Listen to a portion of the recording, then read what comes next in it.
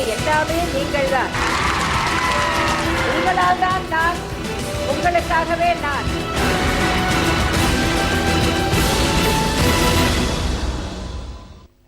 ஜெயா தொலைக்காட்சி நேயர்களுக்கு வணக்கம். தமிழகத்தை இந்தியாவின் தன்னிகரற்ற மாநிலமாகவும் தன்னிறைவு பெற்ற மாநிலமாகவும் முதன்மை மாநிலமாகவும் உருவாக்கியுள்ள முதலமைச்சர் செல்வி ஜெயலலிதா அவர்கள் தமிழகத்தின் கடைக்கோடியில் வாழும் மக்களும் பயன்பெற வகையில எண்ணற்ற நலத்திட்டங்களை செயல்படுத்தி வராங்க. முதலமைச்சர் செல்வி ஜெயலலிதா அவர்களின் தீர்க்க தரிசன திட்டங்கள் கிராமங்கள் பொருளாதார ரீதியா உயர வேண்டும் என்ற நோக்கத்துல மேற்கொண்டு வரும் வளர்ச்சி திட்டங்கள், பெண்களின் முன்னேற்றத்திற்காகவும் பாதுகாப்பிற்காகவும் செயல்படுத்தப்பட்டு வரும் திட்டங்கள், சிறுபான்மையினர், விவசாயிகள், மீனவர்கள், மாணவர்கள் உட்பட பொதுமக்கள் அனைவரின் நலனுக்காகவும் நடைமுறைப்படுத்தப்பட்டு வரும் நலத்திட்டங்கள் ஆகியவற்றை நீங்கள் அறிந்து கொள்ளும் வகையில அமைக்கப்பட்டதுதான் முதலமைச்சர் நேரம் நிகழ்ச்சி. முதலமைச்சர் செல்வி ஜெயலலிதா அவர்கள் தமிழகத்தில் செயல்படுத்தி வரும் தொலைநோக்கு திட்டங்களையும் முன்னோடி திட்டங்களையும் இந்தியாவோட பிற மாநிலங்கள் மட்டுமில்லாம அயல் நாடுகளும் பின்பற்றி வருகின்றன. அண்மையில் நடைபெற்ற சட்டப்பேரவை கூட்டத்தொடரில் நிறைவேற்றப்பட்ட சட்டங்கள் மற்றும் முதலமைச்சர் செல்வி ஜெயலலிதா அவர்கள் விதி எண் 110 கீழ் அறிவித்த முக்கிய திட்டங்கள், முதலமைச்சர் செல்வி ஜெயலலிதா அவர்கள் சட்டப்பேரவையில் அளித்த விளக்கங்கள் ஆகியவற்றை மக்கள் நீங்கள் அறிந்து கொள்ளும் வகையில் உருவாக்கப்பட்டுள்ள நிகழ்ச்சிதான் இன்றைய முதலமைச்சர் நேரம்.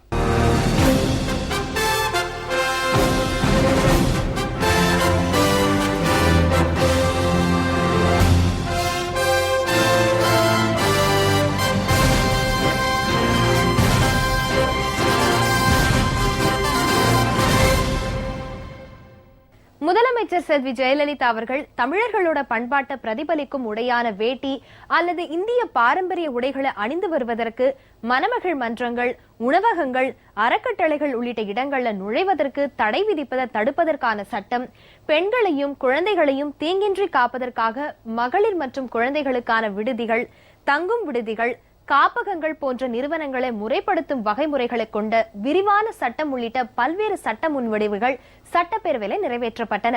இது குறித்து விரிவா பார்க்கலாம். தமிழர்களின் பண்பாட்டை பிரதிபலிக்கும் உடையான வேட்டி அல்லது இந்திய பாரம்பரிய உடைகளை அணிந்து வருவோருக்கு மணமகள் மன்றங்கள், உணவகங்கள், அறக்கட்டளைகள் உள்ளிட்ட இடங்களில் நுழைவதற்கு தடை விதிப்பதை தடுக்கும் வகையில் சட்டம் கொண்டுவரப்பட்டு நிறைவேற்றப்பட்டது. இச்சட்டத்தின் வகைமுறைகளுக்கு மாறாக செயல்படும் அமைப்புகளின் உரிமம் ரத்து செய்யப்படுவதற்கும் ஓராண்டு வரை சிறை தண்டனையும் 25,000 ரூபாய் வரை தண்டத்தொகை விதிக்கவும் வகை செய்யப்பட்டுள்ளது. தமிழகத்தில் தனியார் சட்டக்கல்லூரிகளை நிறுவுவதை தடை செய்வதற்கான சட்டமும் தமிழ்நாடு உடற்கல்வியியல் மற்றும் விளையாட்டு பல்கலைக்கழகத்தின் இணைவேந்தராக இளைஞர் நலன் மற்றும் விளையாட்டு மேம்பாட்டுத்துறைக்கு பொறுப்பான அமைச்சர் செயல்படுவதற்கும் அத்துறையின் செயலாளர் பல்கலைக்கழகத்தின் நிதிக்குழு உறுப்பினராக செயல்படுவதற்கும் சட்டம் நிறைவேற்றப்பட்டுள்ளது. தமிழ்நாட்டில் கட்டுமான பணிகளை மேற்கொள்ளுவதற்கான அனுமதி வழங்கும் போது அதில் 1% தொகையை உடல் உழைப்பு தொழிலாளர்களின் நலனுக்காக வகை செய்யும் சட்டத்தினை தமிழகத்தில் கட்டப்படும் மத்திய அரசு கட்டடங்களுக்கும் நீட்டித்து தொழிலாளர் வாழ்வில் ஏற்றம் காண உதவும் சட்டம் நிறைவேற்றப்பட்டுள்ளது. மாநில சட்டத்தின்படி அமைக்கப்பட்டுள்ள பல்கலைக்கழகங்களின் துணைவேந்தர்களை நீக்குவதற்கான வகைமுறையை வகுக்கவும், பல்கலைக்கழகங்களின் அலுவலர்கள், ஆசிரியர்கள் மற்றும் பணியாளர்களுக்கு தமிழ்நாடு குடியியல் பணிகள் ஒழுங்குமுறை விதிகள் போன்ற பணியமைப்பு விதிகளை பொருந்த செய்யவும், சம்பந்தப்பட்ட பல்கலைக்கழகங்களுக்கான சட்டங்களில் உரிய திருத்தங்களை மேற்கொள்ளுவதற்குமான சட்டம் நிறைவேற்றப்பட்டுள்ளது. பெண்களையும் குழந்தைகளையும் தீங்கின்றி காப்பதற்காக மகளிர் மற்றும் குழந்தைகளுக்கான விடுதிகள், தங்கும் விடுதிகள், காப்பகங்கள் போன்ற நிறுவனங்களை முறைப்படுத்தும் வகைமுறைகளை கொண்ட விரிவான சட்டம் நிறைவேற்றப்பட்டுள்ளது. தகவல் தொழில்நுட்பம் வளர்ந்து வரும் நிலையில் கணினி குற்றங்கள் அதிகரித்திருப்பதால் அத்தகைய குற்றங்களில் ஈடுபடுவோரையும் பாலியல் குற்றவாளிகளையும் தமிழ்நாடு குண்டர் சட்டத்தின் வரம்பிற்குள் கொண்டு வந்து தடுப்பு காவலில் வைக்க வகை செய்யும் திருத்த சட்டம் நிறைவேற்றப்பட்டுள்ளது. பாதுகாப்பற்ற ஆழ்துளை கிணறுகள் மற்றும் திறந்தவெளி கிணறுக்குள் குழந்தைகள் விழுந்து உயிரிழக்கும் விபத்துகளை அறவே தவிர்ப்பதற்காக அக்கிணறுகளை தோண்டுவதற்கான உரிமம் பெறும் வழிமுறைகளை முறைப்படுத்தும் வகையில் தமிழ்நாடு ஊராட்சிகள் சட்டத்திலும் நகர்ப்புற உள்ளாட்சி அமைப்புகள் தொடர்பான சட்டங்களிலும் உரிய திருத்தங்களை மேற்கொள்வதற்கான திருத்த சட்டம் நிறைவேற்றப்பட்டுள்ளது.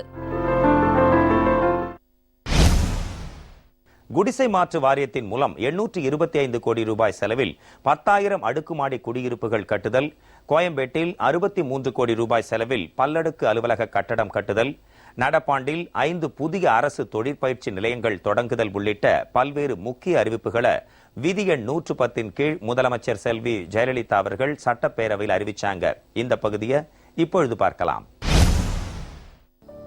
எம்ஜிஆர் அரசு திரைப்படம் மற்றும் தொலைக்காட்சி பயிற்சி நிறுவன வளாகத்தில் 15 கோடி ரூபாய் மதிப்பீட்டில் 2 அதிநவீன குளிரூட்டப்பட்ட படப்பிடிப்பு தளங்கள் அமைத்தல், தீ விபத்தில் சேதமடைந்த அரசு மைய அச்சகத்திற்காக 22 கோடியே 64 லட்சம் ரூபாய் புனரமைப்பு நிதியுடன் நவீன புத்தகம் கட்டும் பிரிவு நிறுவுதல் மற்றும் 21 கோடியே 59 லட்சம் ரூபாய் செலவில் புதிய கட்டடம் கட்டுதல் குறித்த அறிவிப்புகளை முதலமைச்சர் செல்வி ஜெயலலிதா கடந்த மாதம் 14ஆம் தேதி சட்டப்பேரவையில் அறிவித்தார். திருச்சி மாவட்டம் நாவல்பட்டில் 20 கோடியே 53 லட்சம் ரூபாய் செலவில் 1360 புதிய வீட்டு மனைகள் அமைத்தல், மத்திய அரசின் பங்களிப்போடு குடிசை மாற்று வாரியத்தின் மூலம் 825 கோடி ரூபாய் செலவில் 10,000 அடுக்குமாடி குடியிருப்புகள் கட்டுதல், நொச்சிக்குப்பம் பகுதியில் 534 குடியிருப்புகள் கட்டுதல், புராதன நகரங்களுக்கு 10 கோடி ரூபாய் மானியம் வழங்குதல், மறைமலை நகர் அருகில் கடம்பூரில் உட்கட்டமைப்புகளுடன் கூடிய புதிய குடியிருப்பு பகுதி அமைத்தல், கோயம்பேட்டில் 63 கோடியே 25 லட்சம் ரூபாய் செலவில் பல்லடுக்கு அலுவலக கட்டடம் கட்டுதல், சென்னையில் 23 கோடி ரூபாய் செலவில் 7 சுரங்க நடைபாதைகள் அமைத்தல், வேளச்சேரி பறக்கும் ரயில் நிலையத்தின் மேல் அலுவலக வளாகம் அமைத்தல் குறித்த அறிவிப்புகளை கடந்த மாதம் 15ஆம் தேதி முதலமைச்சர் செல்வி ஜெயலலிதா சட்டப்பேரவையில் அறிவித்தார். தமிழர்களின் பாரம்பரிய உடையான வேட்டி அணிந்து வருவதற்கு தடை விதித்த தமிழ்நாடு கிரிக்கெட் சங்க மன்றத்திற்கு விளக்கம் கேட்டு தமிழ்நாடு அரசின் சங்கங்கள் பதிவாளரிடமிருந்து கடிதம் அனுப்ப ஆணையிட்டுள்ளது பற்றி அறிவித்து, வருங்காலத்தில் தமிழர் கலாச்சாரத்திற்கு எதிரான செயல்களில் ஈடுபடும் மன்றங்களுக்கு வழங்கப்பட்ட அனுமதி ரத்து செய்யப்படும் என்று எச்சரித்து, இத்தகைய பிரச்சினைகளுக்கு நிரந்தர தீர்வு காணும் வகையில் நடப்பு கூட்டத்தொடரிலேயே சட்டம் கொண்டு வரப்பட்டு நிறைவேற்றப்படும் என கடந்த மாதம் 16ஆம் தேதி சட்டப்பேரவையில் முதலமைச்சர் செல்வி ஜெயலலிதா அறிவித்தார். அதன்படி உடனடியாக நடவடிக்கை எடுத்து சட்ட முன்வடிவை கொண்டு வந்து சொன்னதை செய்து காட்டும் ஒரே தலைவர் என்பதை உலகத்திற்கு மீண்டும் உணர்த்தியுள்ளார் முதலமைச்சர் செல்வி ஜெயலலிதா. முல்லை பெரியாறு அணையின் நீர்மட்டத்தை உயர்த்தி தமிழகத்தின் பாசன வசதியை மேம்படுத்துவதற்கு 37 ஆண்டுகள் நடந்து வந்த போராட்டத்தில் தமிழகத்தின் நியாயமான நிலைப்பாட்டை முதலமைச்சர் செல்வி ஜெயலலிதா தலைமையிலான அரசு உச்சநீதிமன்றத்தின் கவனத்திற்கு கொண்டு சென்று வலிமையான வாதங்களை முன்வைத்து உரிய உண்மைகளை விளக்கியதன் பயனாக கடந்த மாதம் 17ஆம் தேதியன்று முல்லை பெரியாறு அணையின் நீர்மட்டத்தை 142 அடியாக உயர்த்துவதற்கு மேற்பார்வை குழு எடுத்த முடிவினை தொடர்ந்து அணையின் ஷட்டர்கள் இறக்கப்பட்டது குறித்த உவப்பளிக்கும் உன்னத செய்தியை கடந்த மாதம் 18ஆம் தேதி சட்டப்பேரவையில் முதலமைச்சர் செல்வி ஜெயலலிதா அறிவித்தார். நடப்பாண்டில் 5 புதிய அரசு தொழிற்பயிற்சி நிலையங்கள் தொடங்குதல், நாமக்கல் மகளிர் அரசு தொழிற்பயிற்சி நிலையத்திற்கு 2 கோடியே 50 லட்சம் ரூபாய் செலவில் அனைத்து வசதிகளுடன் கூடிய கட்டடம் கட்டுதல், 8 கோடியே 25 லட்சம் ரூபாய் செலவில் 5 மாவட்ட வேலைவாய்ப்பு அலுவலகங்களுக்கு சொந்த கட்டடங்கள் கட்டுதல், தொழிற்சாலைகளுக்கு உரிமம் வழங்குதல், புதுப்பித்தல் ஆகிய பணிகளை மேற்கொள்ள நவீன வெப் போர்ட்டல் அமைத்தல், அத்துறைக்கு வலைதளம் உருவாக்குதல், நடப்பாண்டில் 6 இடங்களில் புதிதாக தொழிலாளர் அரசு ஈட்டுறுதி மருந்தகங்கள் துவங்குதல் மற்றும் பணியிடங்கள் உருவாக்குதல் குறித்த அறிவிப்புகளை முதலமைச்சர் செல்வி ஜெயலலிதா கடந்த மாதம் 23ஆம் தேதி சட்டப்பேரவையில் வெளியிட்டார். தொழில் பட்டய படிப்பு படித்து வேலையின்றி வாடும் இளைஞர்களுக்கு மாதம் 5000 ரூபாய் உதவித்தொகையுடன் கூடிய பயிற்சி அளித்து வேலைவாய்ப்பு பெற உதவும் திட்டம், செங்கல்பட்டு அருகில் 130 கோடி ரூபாய் செலவில் மருத்துவ தொழில்நுட்ப உபகரணங்கள் தயாரிக்கும் பூங்கா அமைத்தல், ராமநாதபுரம் மாவட்டத்தில் 6525 கோடி ரூபாய் மதிப்பீட்டில் தேசிய முதலீடு மற்றும் உற்பத்தி மண்டலம் அமைக்க நடவடிக்கை, வாலிநோக்கம் உப்பள வளாகத்தில் 1500 கோடி ரூபாய் முதலீட்டில் உப்பு உற்பத்தி மட்டுமல்லாது மின் உற்பத்தியுடன் கூடிய கடல் நீரை சுத்திகரிக்கும் திட்டம் செயல்படுத்துதல், சென்னை மட்டுமல்லாது மாநிலத்தின் அனைத்து பகுதிகளும் பயன்பெற வகையில் 2325 கோடி ரூபாய் மதிப்பீட்டில் மேற்கொள்ளப்படவுள்ள சாலைகள், பாலங்கள், சுரங்கப்பாதைகள் அமைத்தல், விரிவுபடுத்துதல் உள்ளிட்ட பல்வேறு முக்கிய அறிவிப்புகளை முதலமைச்சர் செல்வி ஜெயலலிதா அவர்கள் சட்டப்பேரவையில் அறிவிச்சாங்க. இந்த பகுதியை இப்ப பார்க்கலாம். தொழில் பட்டய படிப்பு படித்து வேலையின்றி வாடும் இளைஞர்களுக்கு மாதம் 5000 ரூபாய் உதவித்தொகையுடன் கூடிய பயிற்சி அளித்து வேலைவாய்ப்பு பெற உதவும் திட்டம் 1 லட்சம் ரூபாய் முதல் 5 லட்சம் ரூபாய் வரையிலான முதலீட்டில் தொழில் நிறுவனங்களை அமைக்க முன்வருவோருக்கு வழங்கப்பட்டு வரும் அரசு மானியத்தை 25 விழுக்காடு அதிகரித்தல், சிட்கோ நிறுவனம் மூலம் இவ்வாண்டு 3 தொழிற்பேட்டைகள் தொடங்குதல், சிட்கோ மூலம் 5 மகளிர் தொழிற்பூங்காக்களில் முழு அரசு மானியத்துடன் உலகத்தரம் வாய்ந்த நேர்த்திமிகு மையம் அமைத்தல், கிண்டி அரசு தொழில்நுட்ப பயிற்சி மையத்திற்கு 9 கோடி ரூபாய் செலவில் புதிய கட்டடம் கட்டுதல், அம்பத்தூர் தொழிற்பேட்டையில் டான்சி நிறுவனத்தின் கீழ் ஒரு புதிய நவீன மர அறைகலன் தொழிற்சாலை அமைத்தல் குறித்த அறிவிப்புகளை கடந்த மாதம் 24ஆம் தேதி முதலமைச்சர் செல்வி ஜெயலலிதா அறிவித்தார். கோயம்புத்தூரில் 3வது டைசல் பயோ பார்க் அமைத்தல், செங்கல்பட்டு அருகில் 130 கோடி ரூபாய் செலவில் டிட்கோ மூலம் மருத்துவ தொழில்நுட்ப உபகரணங்கள் தயாரிக்கும் பூங்கா அமைத்தல், தொழிலில் பின்தங்கிய ராமநாதபுரம் மாவட்டத்தில் சுமார் 6525 கோடி ரூபாய் முதலீட்டில் தேசிய முதலீடு மற்றும் உற்பத்தி மண்டலம் அமைக்க நடவடிக்கை, அம்மாவட்டத்தில் உள்ள வாலிநோக்கம் உப்பள வளாகத்தில் 1500 கோடி ரூபாய் முதலீட்டில் உப்பு உற்பத்தி மட்டுமல்லாது மின் உற்பத்தியுடன் கூடிய கடல் நீரை சுத்திகரிக்கும் திட்டம் செயல்படுத்துதல், கிருஷ்ணகிரி மாவட்டத்தில் 920 கோடி ரூபாய் மதிப்பீட்டில் சுமார் 40,000 நபர்களுக்கு வேலை வாய்ப்பு அளிக்கும் வகையில் மின்னணுவியல் உற்பத்தி வளாகம் அமைத்தல், சுமார் 190 கோடி ரூபாய் செலவில் சிப்காட் நிறுவன தொழில் வளாகங்களின் உட்கட்டமைப்பை மேம்படுத்துதல், சிப்காட் தொழிற்பூங்காக்களில் கழிவுநீர் தொட்டிகள் அமைப்பதோடு 5 கோடி ரூபாய் செலவில் மரங்கள் நட்டு சுற்றுச்சூழலை மேம்படுத்துதல், தமிழ்நாடு செய்தித்தாள் காகித நிறுவனத்தின் மூலம் நடத்தப்படும் சிமெண்ட் ஆலையின் உற்பத்தி திறனை உயர்த்துதல் மற்றும் மாயனூரில் புதிய அலகு நிறுவுதல், பல கூட்டுறவு சர்க்கரை ஆலைகளில் எத்தனால் உற்பத்தி பிரிவுகள் அமைப்பதோடு நவீன சுத்திகரிப்பு அமைப்புகள் நிறுவி மாசு கட்டுப்பாட்டை மேம்படுத்துதல், டாமின் நிறுவனத்திற்காக 16 கோடியே 42 லட்சம் ரூபாய் செலவில் சொந்தமாக கனரக வாகனங்கள் வாங்குதல் உள்ளிட்ட தொழில் வளர்ச்சி திட்டங்கள் பற்றிய விரிவான அறிக்கையையும் கடந்த மாதம் 24ஆம் தேதி முதலமைச்சர் செல்வி ஜெயலலிதா அளித்தார். இளம் சிறாரின் நலம் பேண அங்கன்வாடி மையங்களை எழுச்சிமிகு முன்பருவ குழந்தை வளர்ச்சி மற்றும் கற்றல் மையங்களாக மேம்படுத்தி அனைத்து நவீன வசதிகளும் வழங்குதல், அவர்களது உடல் நலத்தை பேண உதவிடும் வகையில் 2 கோடியே 50 லட்சம் ரூபாய் செலவில் முதலுதவி பெட்டிகள் வழங்குதல், பணிக்கு செல்லும் தாய்மார்களின் சுமையை குறைக்க அங்கன்வாடிகளை 2 கோடியே 31 லட்சம் ரூபாய் செலவில் சத்துணவுடன் கூடிய மழலையர் பராமரிப்பகங்களாக தரம் உயர்த்துதல், பெண் குழந்தை பாதுகாப்பு திட்ட பயன்களை பெற ஒரே சீரான வருமான உச்சவரம்பை நிர்ணயித்தல் தொடர்பான அறிவிப்புகளையும் கடந்த மாதம் 24ஆம் தேதி முதலமைச்சர் செல்வி ஜெயலலிதா வெளியிட்டார்.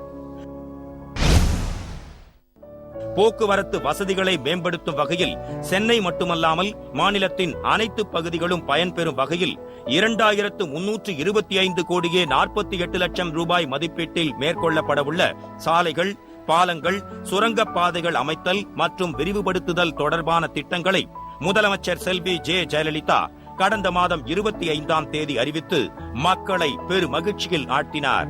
11 மாவட்டங்களில் மன வளர்ச்சி குன்றியோருக்கான இல்லங்கள் அமைத்தல், மாற்றுத் திறனாளிகள் நலத்துறையின் கட்டுப்பாட்டில் உள்ள பள்ளிகளுக்கு சத்துணவு திட்டத்தை விரிவுபடுத்துதல் குறித்த அறிக்கையினையும் கடந்த மாதம் 25ஆம் தேதி முதலமைச்சர் செல்வி ஜெயலலிதா அளித்தார். தமிழ் மொழியிலும் தமிழர் நலனிலும் முழு அக்கறை கொண்ட முதலமைச்சர் செல்வி ஜெயலலிதா தமிழில் காப்பியம் படைப்போருக்கு இளங்கோவடிகள் பெயரில் ஒரு விருதும், தமிழ் வளர்ச்சிக்காக பாடுபடுவோருக்கு தமிழ்ச்செம்மல் விருது வழங்குவது பற்றியும், தஞ்சாவூர் தமிழ் பல்கலைக்கழகத்தில் 15 கோடி ரூபாய் மதிப்பீட்டில் புதிய கட்டடங்கள் கட்டுதல், சென்னை உலக தமிழ் ஆராய்ச்சி நிறுவனத்தில் 2 கோடியே 50 லட்சம் ரூபாய் செலவில் பழந்தமிழர் வாழ்வியல் காட்சிக்கூடம் அமைத்தல் குறித்த அறிக்கையினையும் கடந்த மாதம் 25ஆம் தேதி அளித்தார்.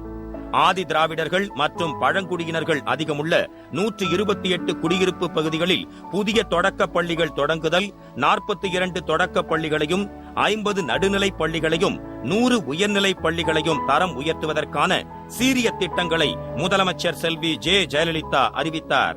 வருவாய் ஈட்டும் பெற்றோர்களை இழந்த குழந்தைகளுக்கான கல்வி உதவித் தொகையை 50,000 ரூபாயிலிருந்து 75,000 ரூபாயாக உயர்த்துதல், பள்ளிகளின் சுகாதாரத்தை மேம்படுத்தி கழிவறைகளை பராமரிப்பதற்காக 160 கோடியே 77 லட்சம் ரூபாய் ஒதுக்கீடு, பள்ளி குழந்தைகளுக்கு அவர்களது வகுப்புகளுக்கு ஏற்ப கையெழுத்து பயிற்சி ஏடுகள், ஓவிய பயிற்சி ஏடுகள், அறிவியல் செய்முறை பயிற்சி ஏடுகளை விலையின்றி வழங்குதல், மலைப்பகுதிகளில் 5 உண்டி உறைவிட பள்ளிகள் அமைத்தல், அரசு தொடக்க மற்றும் நடுநிலை பள்ளிகளுக்கு 1175 வகுப்பறைகளும், பெண் குழந்தைகளுக்கு தனியே 270 கழிப்பறைகளும் கட்டுதல், பள்ளி செல்லாத குழந்தைகளை பள்ளியில் சேர்த்து சிறப்பு பயிற்சி அளித்தல், சிறப்பு கவனம் தேவைப்படும் குழந்தைகளுக்கு பிரத்யேக உபகரணங்கள் வழங்குதல், அரசு மற்றும் உதவி பெறும் பள்ளிகளில் 10, 11 மற்றும் 12ஆம் வகுப்பில் பயிலும் மாணவர்களுக்கு முதன்முறையாக பள்ளி நாட்காட்டியுடன் இணைந்த குறிப்பேடுகள் வழங்குதல் உள்ளிட்ட கல்வி புரட்சியை உருவாக்கக்கூடிய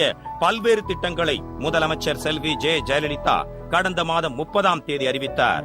மாவட்ட விளையாட்டு வளாகங்களில் புனரமைப்பு பணிகளை மேற்கொள்ள 4 கோடி ரூபாய் நிதி ஒதுக்கீடு, மாவட்ட நீச்சல் குளங்களை புதுப்பித்து நவீனப்படுத்த 3 கோடி ரூபாய் நிதி, சமுதாய வளர்ச்சிக்கு சேவையாற்றும் இளைஞர்களுக்கு முதலமைச்சர் மாநில இளைஞர் விருது, விளையாட்டு மற்றும் உடற்கல்வி பல்கலைக்கழகத்திற்கு உட்கட்டமைப்பு வசதிகள் அளித்தல், மாநில இளைஞர் கொள்கை வகுத்தல் குறித்த அறிவிப்பினையும் கடந்த மாதம் 30ஆம் தேதி முதலமைச்சர் செல்வி ஜெயலலிதா வெளியிட்டார். தேமுதிகவினர் சட்டம் ஒழுங்கு குறித்து பேசுவதற்கு தகுதி இல்லாதவர்கள் என்பதற்கான அடுக்கடுக்கான ஆதாரங்களை சட்டப்பேரவையில முதலமைச்சர் செல்வி ஜெயலலிதா அவர்கள் விளக்கமா எடுத்துரைச்சாங்க. இந்த பகுதியை இப்பொழுது பார்க்கலாம். தேமுதிகவை சேர்ந்த நிர்வாகிகள் மற்றும் உறுப்பினர்கள் சட்டம் ஒழுங்கு பிரச்சனைகளில் ஈடுபடுவதோடு மட்டுமல்லாமல் அவர்களுக்கெல்லாம் நல்வழி காட்ட வேண்டிய பொறுப்பில் இருக்கும் அக்கட்சியின் தலைவரே மாநிலத்தில் கட்சி சார்பில் நடத்திய பொதுக்கூட்டங்களில் தரக்குறைவாகவும் அவதூறாகவும் பேசியது சம்பந்தமாக பல வழக்குகள் பதிவு செய்யப்பட்டு நீதிமன்றங்களில் நிலுவையில் இருந்து வருகின்றன.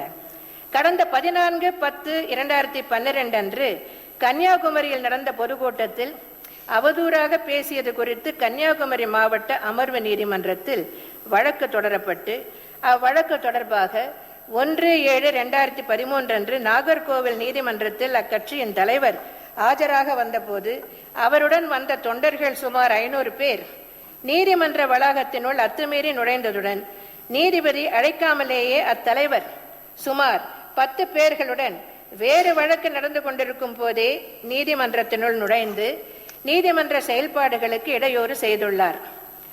அப்போது வழக்கு நடத்தி கொண்டிருந்த அரசு வழக்கறிஞர் நீதிபதியிடம் முறையிட அது குறித்து அக்கட்சியின் வழக்கறிஞர்கள் அரசு வழக்கறிஞர்களை தாக்கி தகராறு செய்து நீதிமன்ற அலுவலுக்கு இடையூறு ஏற்படுத்தி உள்ளனர். இது சம்பந்தமாக வழக்கு பதிவு செய்யப்பட்டு இவ்வழக்கு விசாரணையில் இருந்து வருகிறது.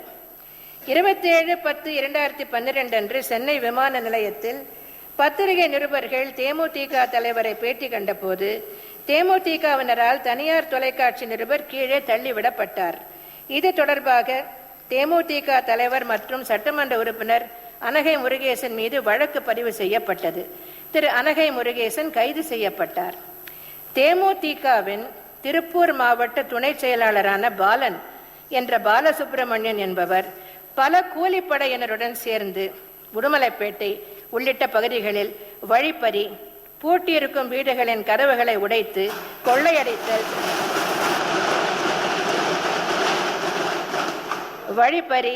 பூட்டியிருக்கும் வீடுகளின் கதவுகளை உடைத்து கொள்ளையடித்தல் போன்ற குற்ற செயல்களில் ஈடுபட்டு வந்தது தொடர்பாக 7 வழக்குகள் பதிவு செய்யப்பட்டு பாலன் என்ற பாலசுப்பிரமணியன் உள்ளிட்ட 10 பேர் கைது செய்யப்பட்டனர்.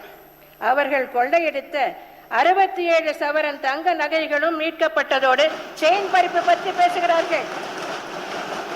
அவர்கள் கொள்ளையடித்த 67 சவரன் தங்க நகைகளும் மீட்கப்பட்டதோடு மேற்படி சம்பவங்களின் போது பயன்படுத்திய அருவாள் உள்ளிட்ட கொடிய ஆயுதங்களும் 2 இருசக்கர வாகனங்களும் கைப்பற்றப்பட்டன. இவ்வழக்கில் சம்பந்தப்பட்ட இக்கட்சியைச் சேர்ந்த பாலன் உள்ளிட்ட இருவர் 2/5/2014 அன்று குண்டர் தடுப்பு சட்டத்தின் கீழ் கைது செய்யப்பட்டுள்ளனர். 1/5/2013 அன்று தேமுதிகவின் திருநெல்வேலி மேற்கு மாவட்ட அவைத்தலைவர் மாரியப்பன் தனது காரில் நாங்குநேரி சுங்கச்சாவடியை கடக்கும் போது சுங்க வரி செலுத்தாமல் தகராறு செய்து அதை கேட்ட பணியாளர்களை துப்பாக்கி காட்டி மிரட்டி கொலை மிரட்டல் விடுத்துள்ளார். இது குறித்து வழக்கு பதிவு செய்யப்பட்டு மாரியப்பன் கைது செய்யப்பட்டதுடன் குண்டர் சட்டத்தில் தடுப்பு காவலில் வைக்கப்பட்டார்.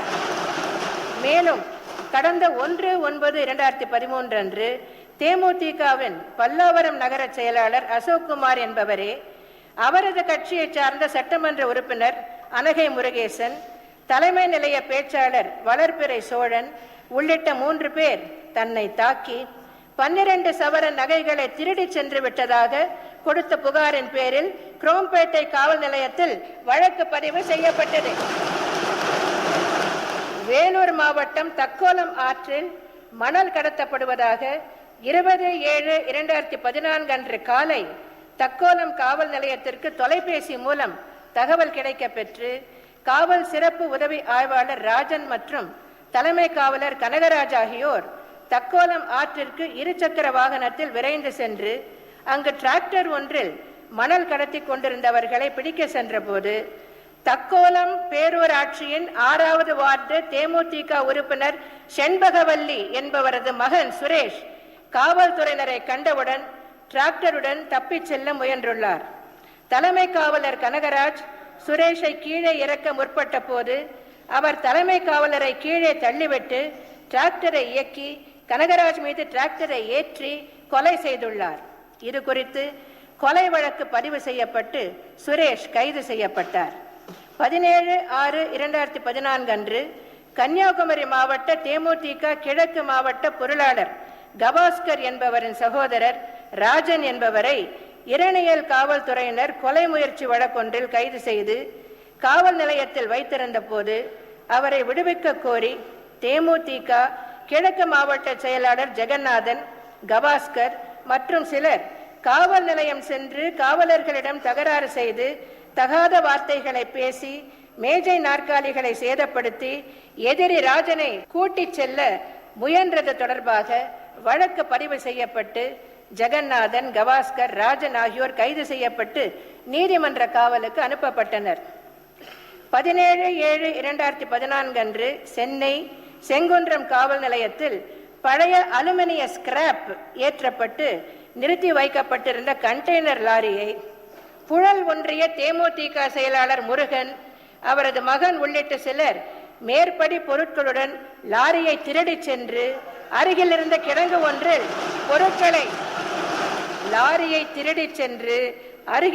கிடங்கு ஒன்றில் பொருட்களை இறக்கிக் கொண்டிருக்கும் போது கையும் களவுமாக பிடிக்கப்பட்டு கைது செய்யப்பட்டனர். கடந்த 4/9/2013 அன்று சென்னை துறைமுகத்திலிருந்து மடிக்கணினிகளை ஏற்றிச் சென்ற ஒரு லாரியை தேமுதிகவின் திருவள்ளூர் கிழக்கு மாவட்ட மாணவரணி செயலாளர் சத்யநாராயணன் உள்ளிட்டோர் மேற்படி லாரியை ஒரு கிடங்கிற்கு கொண்டு சென்று மடிக்கணினிகளை திருடி சென்றது தொடர்பாக பண்ணை காவல் நிலையத்தில் வழக்கு பதிவு செய்து சத்யநாராயணன் உள்ளிட்ட 10 எதிரிகளை கைது செய்து அவர்களிடமிருந்து 222 மடிக்கணினிகள் மற்றும் 954 கணினிகளையும் கைப்பற்றினர். இன்னும் இருக்கு. தேமுதிகவின் நீலகிரி மாவட்ட கேத்தி பேரூராட்சி செயலாளர் கண்ணன் என்பவர் கடந்த 10 வருடங்களாக அரசு நிலத்தை ஆக்கிரமித்து வந்த நிலையில் 24/5/2014 அன்று குன்னூர் தாசில்தார் உத்தரவின் பேரில் கேத்தி கிராம நிர்வாக அலுவலர் கணேசன் என்பவர் மேற்படி ஆக்கிரமிப்பு செய்யப்பட்ட நிலத்தில் மரக்கன்றுகளை நடச் சென்ற போது கண்ணன் அவரை ஆயுதங்கள் காட்டி கொலை மிரட்டல் விடுத்து விரட்டியுள்ளார். இது சம்பந்தமாக கேத்தி காவல் நிலையத்தில் வழக்கு பதிவு செய்யப்பட்டு கண்ணன் கைது செய்யப்பட்டார். மதுரை வடக்கு மாவட்ட தேமுதிக துணை செயலாளராக இருந்து வரும் செந்தில் பாண்டி என்பவர் உரிமம் இல்லாத கைத்துப்பாக்கி ஒன்றும் அதற்குரிய தோட்டாக்களும் வைத்திருந்தது தொடர்பாக மேலூர் காவல் நிலையத்தில் 14/7/2014 அன்று வழக்கு பதிவு செய்யப்பட்டு கைது செய்யப்பட்டார்.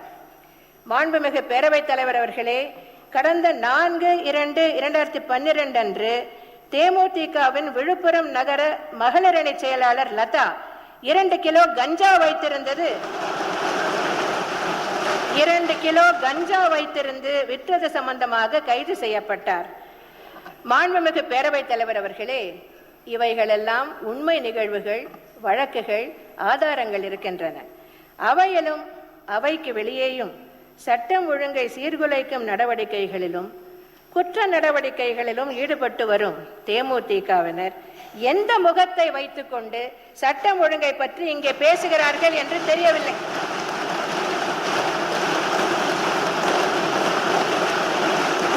முதலில் தேமுதிக உறுப்பினர்கள் சட்டம் ஒழுங்கை அவைக்கு உள்ளேயும் வெளியேயும் காப்போம் என்ற உறுதிமொழியை அளித்துவிட்டு அதன் பிறகு காவல்துறை மானியத்தின் மீது பேசலாம் என்பதை தெரிவித்துக் கொள்கிறேன். திருக்குறளை ஆய்ந்து அறிந்துள்ள முதலமைச்சர் செல்வி ஜெயலலிதா அவர்கள் சட்டப்பேரவையில வினை திட்டும் அதிகாரத்தில் உள்ள 666வது திருக்குறள் குறித்து பேச்சு வந்தபோது குறுக்கிட்டு விளக்கம் அளிச்சாங்க. இந்த பகுதியை இப்ப பார்க்கலாம். மின்சாரத்துறை அமைச்சர் தான் அடிக்கடி சொல்வார்கள், எண்ணியதாங்கு எய்தவை எண்ணியார் திணிராக பெறின் என்று. மாண்புமிகு பேரவைத் தலைவர் அவர்களே, இந்த குறளை சொன்னவர் மாண்புமிகு மின்சாரத்துறை அமைச்சர் அல்ல, திருவள்ளுவர். இன்றைய முதலமைச்சர் நேரம் நிகழ்ச்சியில முதலமைச்சர் செல்வி ஜெயலலிதா அவர்கள் பாதுகாப்பற்ற ஆழ்துளை கிணறுகள் மற்றும் திறந்தவெளி கிணறுகளுக்குள் சிறு குழந்தைகள் விழுந்து உயிரிழக்கும் விபத்துகளை அறவே தவிர்ப்பதற்காக அக்கிணறுகளை தோண்டுவதற்கான உரிமம் பெறும் வழிமுறைகளை முறைப்படுத்தும் வகையில தமிழ்நாடு ஊராட்சிகள் சட்டத்திலும் நகர்ப்புற உள்ளாட்சி அமைப்புகள் தொடர்பான சட்டங்களிலும் உரிய திருத்தங்களை மேற்கொள்வதற்கான திருத்த சட்டங்கள் உள்ளிட்ட முக்கிய சட்டங்கள் சட்டப்பேரவையில நிறைவேற்றப்பட்ட விவரங்களை விரிவா பார்த்தோம். அடுத்த முதலமைச்சர் நேரம் நிகழ்ச்சியில முதலமைச்சர் செல்வி ஜெயலலிதா அவர்கள் சட்டப்பேரவையில் அறிவிச்ச முக்கிய அறிவிப்புகளை விவரமா பார்க்கலாம். நன்றி, வணக்கம்.